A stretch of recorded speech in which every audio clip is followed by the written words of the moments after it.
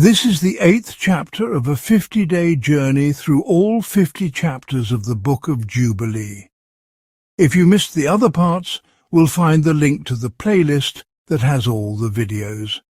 Make sure to like, subscribe, and follow along each day as we continue the story together.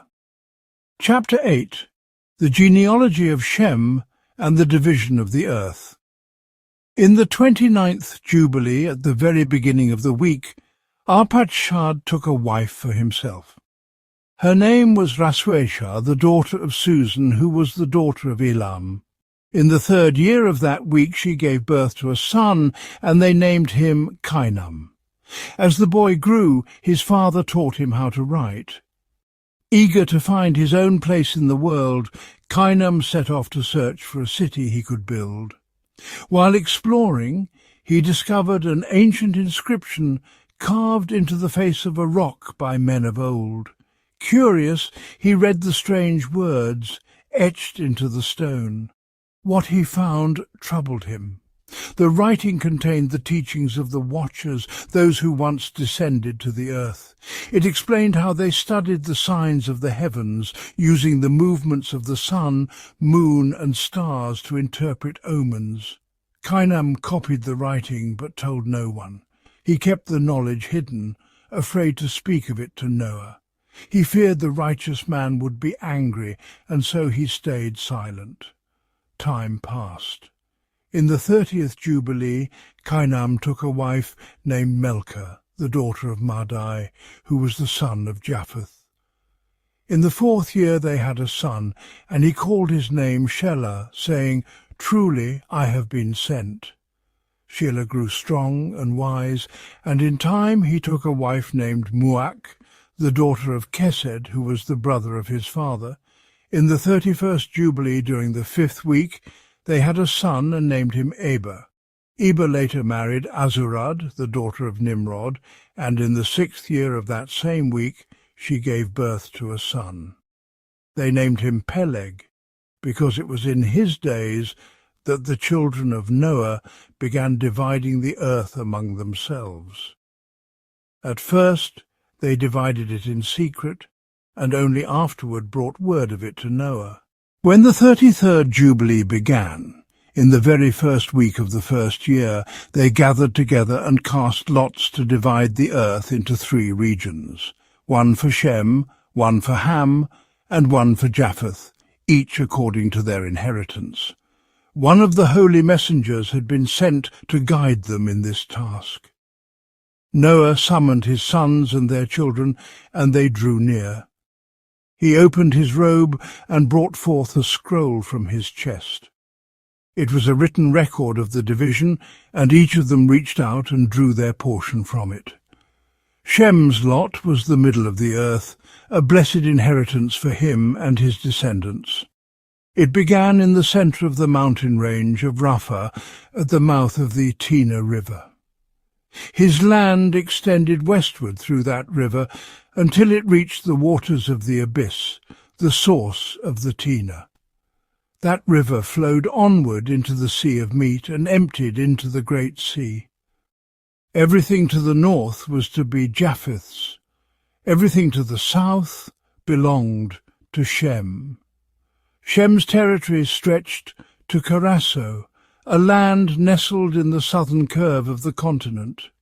It ran along the Great Sea in a straight line until it reached the western tip of the tongue-shaped region looking southward, known as the tongue of the Egyptian Sea. From there it curved south, reaching the mouth of the Great Sea. It travelled west until it came to Afra, then stretched as far as the Gihon River. It passed beyond the southern banks of Gihon and followed the river eastward until it neared the Garden of Eden.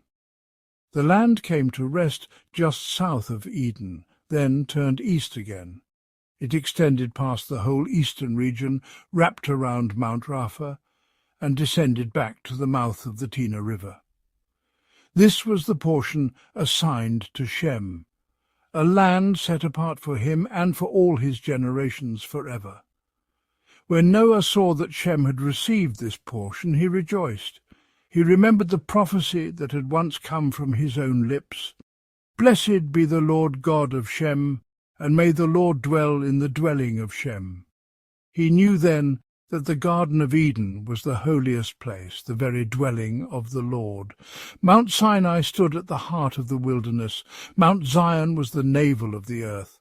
These three places had been created to face one another, a divine triangle of holiness upon the earth. Noah lifted his hands and blessed the God of gods, who had placed these words in his mouth, the Lord who would reign forever. He understood then that Shem's inheritance was truly blessed. His land included all of Eden, the coasts of the Red Sea, the eastern lands including India, the mountains of Bashan and Lebanon, the islands of Kaftur, the ranges of Sanir and Amarna, the northern peaks of Ashur, the lands of Elam, Ashur, Babel, Susan and Madai. It stretched over the mountains of Ararat and even to the distant regions beyond the northern sea. It was a vast and beautiful land, and everything in it was good. Ham's lot came second. His land began beyond the Gihon River, stretching to the south to the right side of the garden. It extended far to the south and reached the mountains of fire. From there it went westward to the Sea of Attel, and then further to the Sea of Mork, that deep abyss into which all things not destroyed are drawn down. From there it curved northward to the outer edge of Gadir, ran along the coastline of the Great Sea, and returned once more to the Gihon River, encircling the southern side of Eden. This land became Ham's inheritance, a portion to belong to him and to his children forever. Finally, Japheth drew the third portion. His land stretched beyond the Tina River, north of its outflow. It reached northeast into the territory of Gog, and further east beyond it. His land spread north to the Kelt Mountains and ran alongside the Sea of Malk. They reached the eastern borders of Gadir, circled towards the region of Farah, and returned to the land of Apharag. From there his portion stretched eastward to the Sea of Meat, wrapping once again toward the Tina River and circling the northern base of Mount Rapha.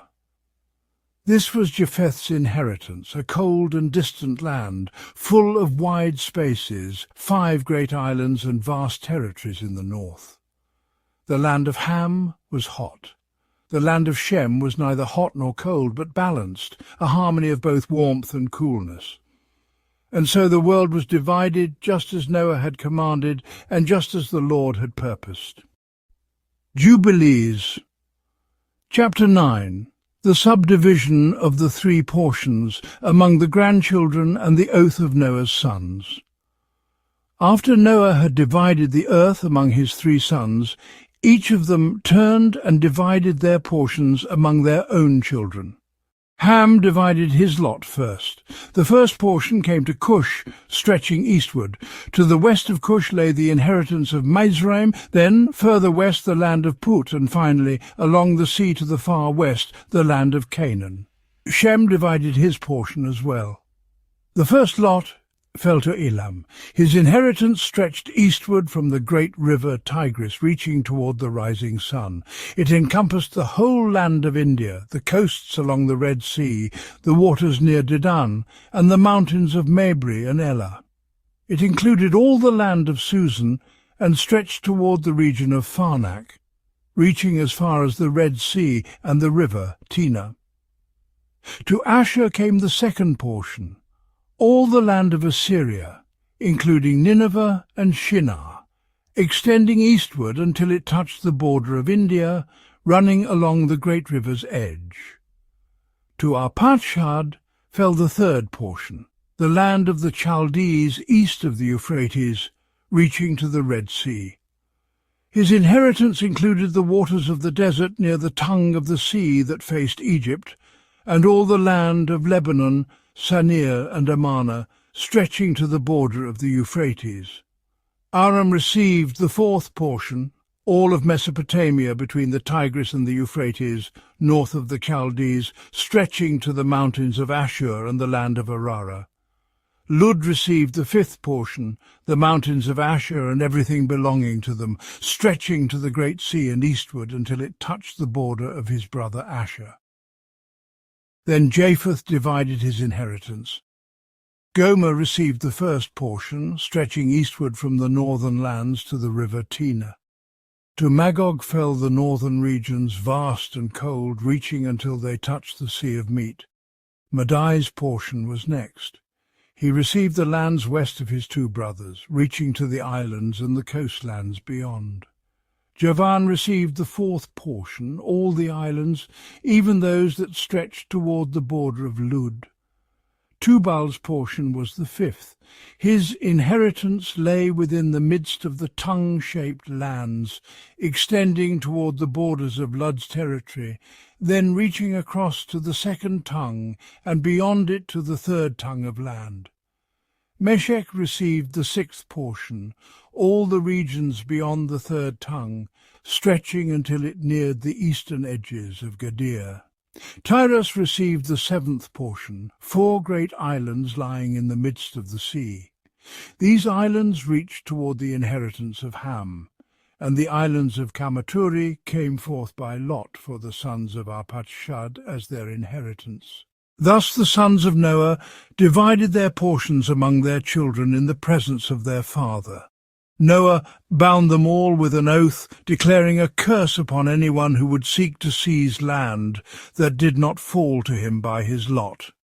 And they all answered together, "So be it, so be it," pledging for themselves and for their children after them through all generations until the day of judgment, when the Lord God will judge the earth with a sword and with fire, because of the unclean wickedness of men, the transgressions, fornications, and sins with which they filled the earth.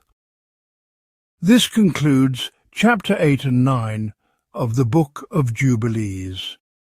Remember to subscribe and join me tomorrow for chapter 10, which you will be able to find in the playlist Jubilees. The link is underneath the video in the description area as we keep walking through all 50 chapters day by day.